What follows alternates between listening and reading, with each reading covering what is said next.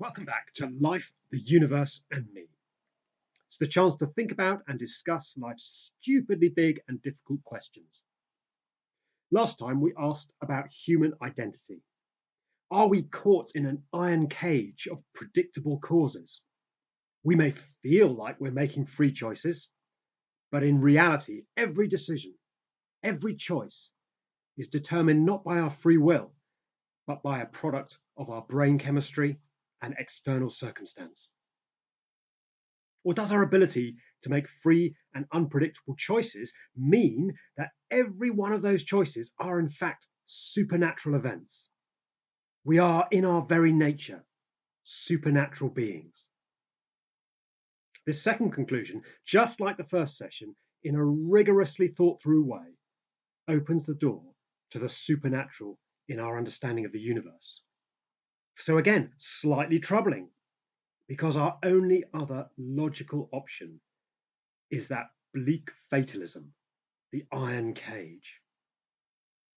Like I said, stupidly big questions, but if you don't try to answer them, you'll never know if you can. This is session 3, right and wrong. So to get the discussion going, the first question is this: is it right to change the points? This is a question based on a classic ethical dilemma. These are the circumstances. You control a train line. The train is heading down the track towards a group of children. Do nothing, and they will certainly be killed. But you can do something. You are the only one who can change the points. You can change the points and direct the train away from the children onto a second line. But standing on this second line is an old person. Redirect the train, and they will certainly be killed. Do you do nothing? Letting nature run its course? No one can blame you for the tragedy.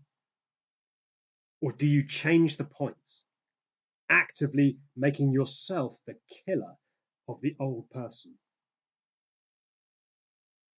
Now, there are many variations of this dilemma, but essentially it's about the difference between Immanuel Kant's categorical imperative and utilitarian ethics.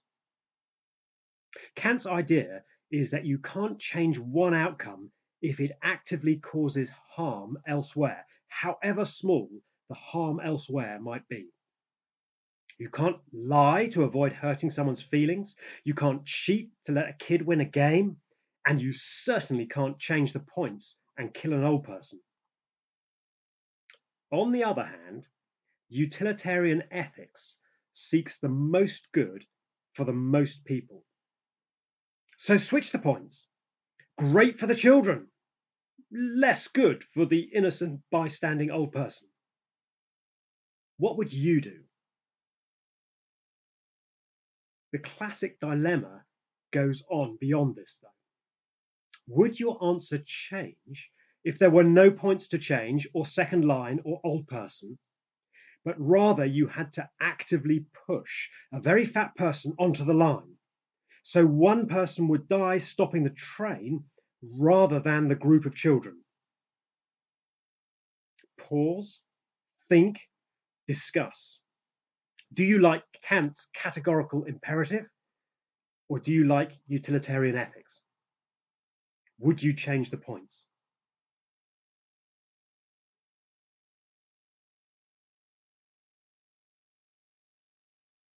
The next question is this: where do your ideas about what's right and what's wrong come from?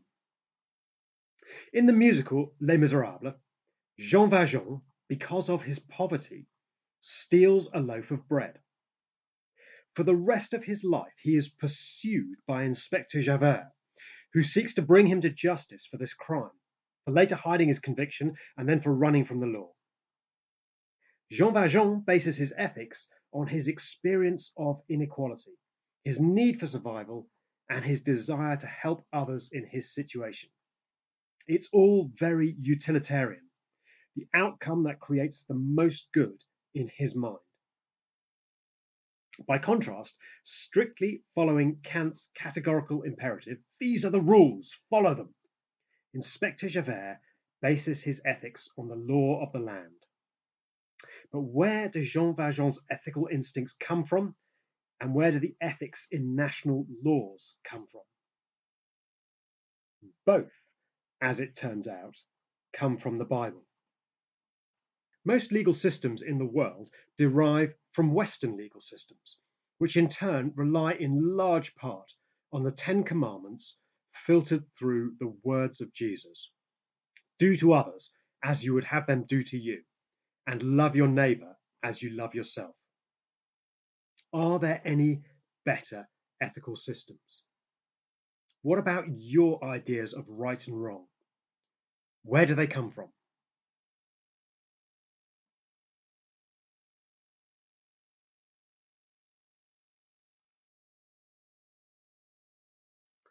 Now, let's think about karma or natural justice. Aside from legal systems, laws, and punishments, but just as something built into the universe, is good behavior rewarded or bad behavior judged in any way? So, for example, do you see divine judgment in operation? Do you see karma in operation? What goes around comes around. If you are foolish enough to put your hand into the fire, you will feel pain. Is this some kind of karma or divine judgment? If we are foolish enough to ignore the warning signs and keep on burning fossil fuels, are the effects of climate change some kind of karma or divine judgment? So is there cause and effect kind of judgment happening all the time, all around us?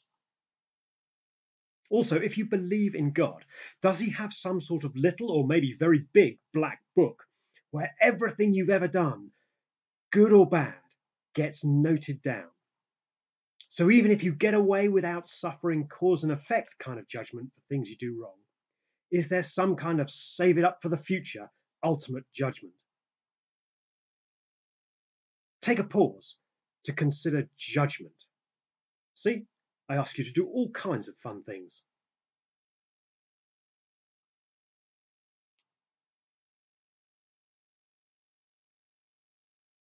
And now try this.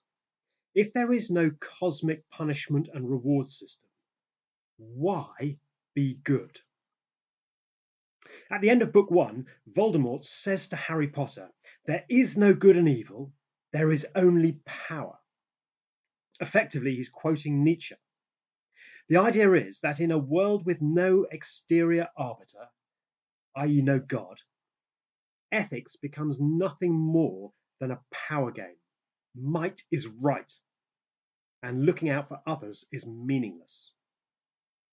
His thinking drove Nietzsche insane. But what do you think? Take a pause. Why be good? And try not to go crazy thinking about it.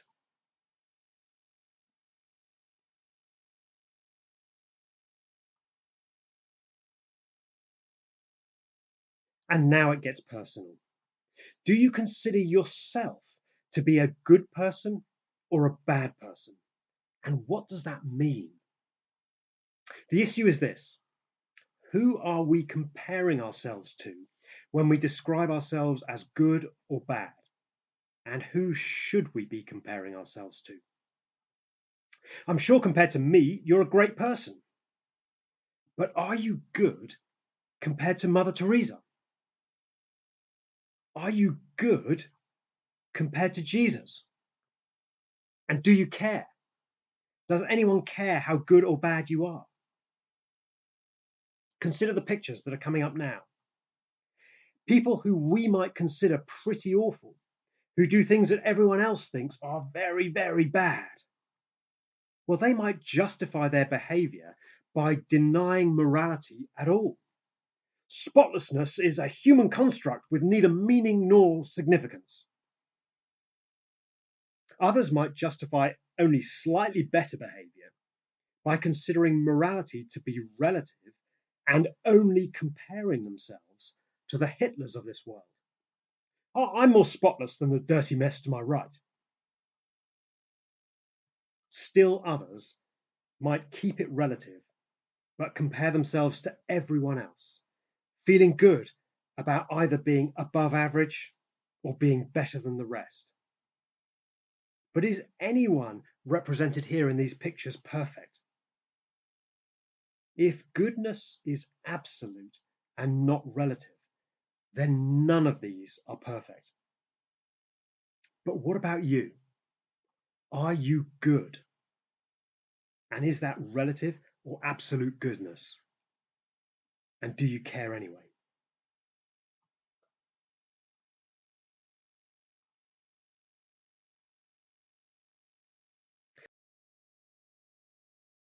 And the final question to leave you to ponder: what is conscience? We all have it. In some people, it seems to be well suppressed. In others, it seems to be badly corrupted. But we all have it. What is conscience and where does it come from?